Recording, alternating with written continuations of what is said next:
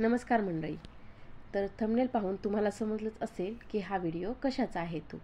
Title देण्यामागचं कारण असं की ह्या बॉटल आणून 5 वर्ष झालं तरी त्या तशाच पडून होत्या आणि फायनली आज त्याला मी DIY करत आहे.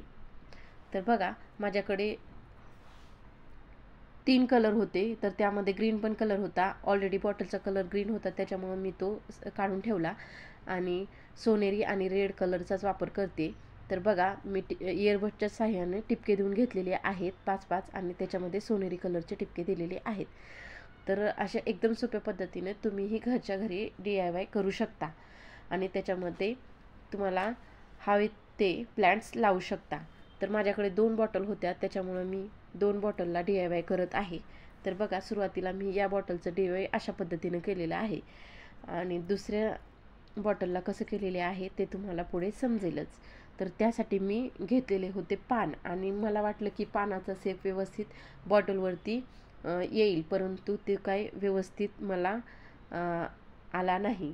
तर बघा कशा पद्धतीनं आला आहे, कारण मध्ये मध्ये जागा सुटत होती आणि काढताना कलर तो असा गोळा होऊन येत होता. त्याच्यामुळे जसं येईल तसं मी त्याच्यामध्ये केलेलं आहे आणि त्यानंतर इयरबडच्या साहाय्याने त्याला शेप दिलेला आहे.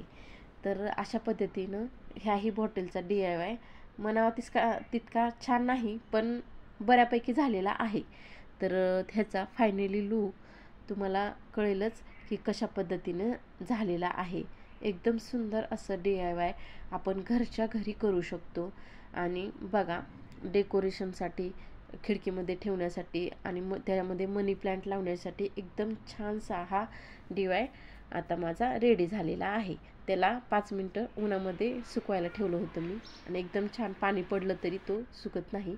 बघा किती छान सुंदर असा झालेला आहे. तुम्ही पण नक्की ट्राय करा. बाय. इथेच थांबूया.